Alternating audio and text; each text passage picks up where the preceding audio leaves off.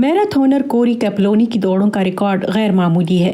उन्होंने दुनिया की मुश्किल तरीन समझे जाने वाले सहारा रेगिस्तान में 6 रोज़ा दौड़ समेत दुनिया की तमाम मैराथन्स मुकम्मल की हैं। लेकिन हो सकता है कि वाशिंगटन डीसी से स्क्रैंटन पेंसिल्वेनिया तक 350 किलोमीटर की उनकी ताज़ा तरीन दौड़ सबसे मुश्किल दौड़ हो।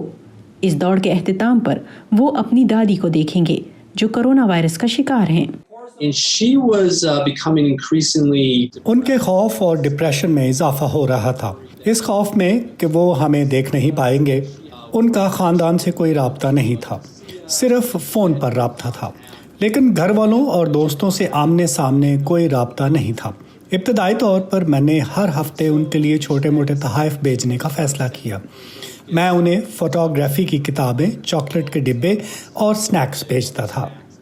दादी से मुलाकात के लिए वाशिंगटन डीसी से रियासत पेंसिल्वेनिया तक दौड़ लगाकर जाने का आइडिया कोरी कैपलोनी की दोस्त सूजन कामीनर का था। मैं हर दूसरे दिन उन्हें अपनी दादी को फोन पर बात करते देखकर हैरत ज़दा होती थी। वो इनका हौसला बढ़ाने के लिए इतनी मेहनत करते थे। ये मेरे लिए इंतहाई मुतासिर कुन था। उन्होंने इस नर्सिंग होम के साथ इस आइडिया पर बात की जहां उनकी दादी रहती हैं, और इस आइडिया को उन्होंने इस नर्सिंग होम के लिए इमदादी रकम जमा करने के एक मौके में तब्दील कर दिया। गूगल मैप और अज़्म से लेस उन्होंने फैसला किया कि सूजन एक आरवी ट्रक में उनका साथ देंगी और रेस की ज़रूरियात का ख्याल रखने के साथ साथ रेस को रिकॉर्ड करने का काम भी करेंगी। लेकिन दौड़ शुरू होने से कुछ दिन पहले नर्सिंग होम ने कोरी कैपलोनी से राब्ता करके बताया कि उनकी दादी को कोरोना हो गया है।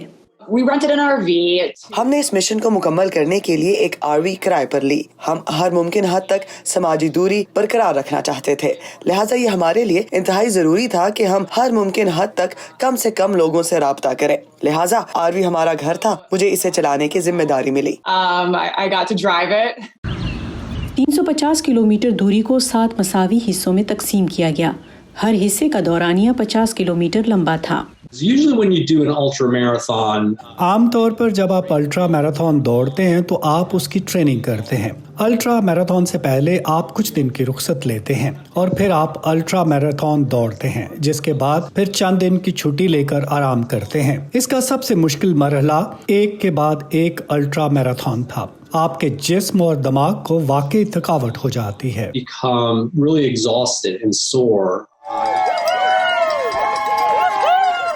सातवें दिन कोरी कैपलोनी नर्सिंग होम पहुंचे, ताहम वो अपनी दादी को नहीं देख पाए।